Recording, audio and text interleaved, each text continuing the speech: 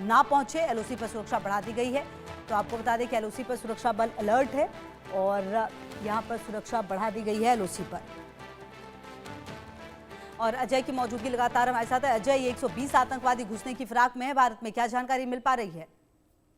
देखिए, बिल्कुल जो जानकारी है उसके मुताबिक 100 से 120 आतंकी जो हैं एलओसी और आईबी पर लगातार सक्रिय हैं। इन आतंकियों के पास घातक हथियार और अत्याधुनिक गैजेट्स और कम्युनिकेशन डिवाइसेस हैं।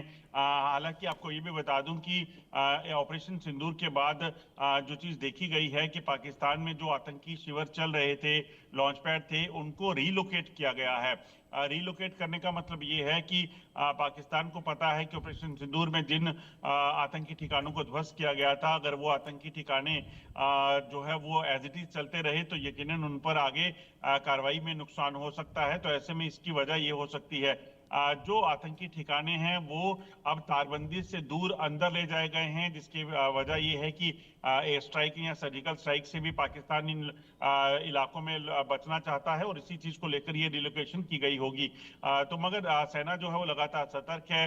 बीएसएफ, सेना और जम्मू कश्मीर पुलिस जो है वो लगातार अपने सुरक्षा तंत्र को मजबूत किए हुए है। पिछले कुछ दिनों में हमने देखा है कि किस तरीके से जो सुरक्षा बलों ने आतंकियों की घुसपैठ की कोशिशों को नाकाम किया, चाहे वो कश्मीर का, नॉर्थ कश्मीर का इलाका था या फिर जम्मू खित्ते की बात की जाए, पुंछ का इलाका।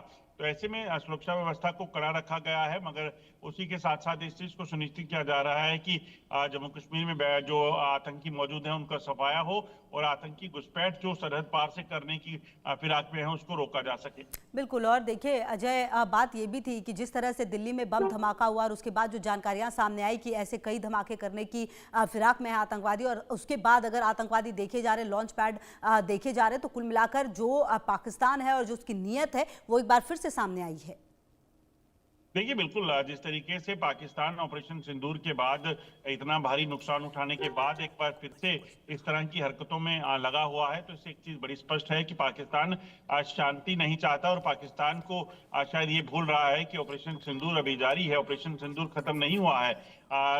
कल राजनाथ सिंह ने जो है लद्दाख में जब एक टनल का उद्घाटन किया था, उसके बाद उन्होंने एक चीज संबोधित करते हुए बड़ा स्पष्ट तौर पर कहा कि हमारी फोर्सेस जो है वो बहुत ज्यादा कैपेबल थी बड़ा नुकसान करने के लिए पाकिस्तान का, मगर इस चीज को सुनिश्चित किया गया कि ये जो ऑपरेशन सिंदूर है उसमें एक लिमिटेड जो है वो नुकसान किया जाए और जिन इलाकों में आतंकी है उनको ध्वस्त किया जाए। तो ऐसे में अगर पाकिस्तान इस चीज को नहीं समझता है, इसलिए सतर्क रहना बहुत जरूरी है और इसलिए कार्रवाई भी हुई है। बहुत शुक्रिया अजय आपका इन तमाम जानकारियों के लिए। बढ़ते आगे, खबर बिहार से है।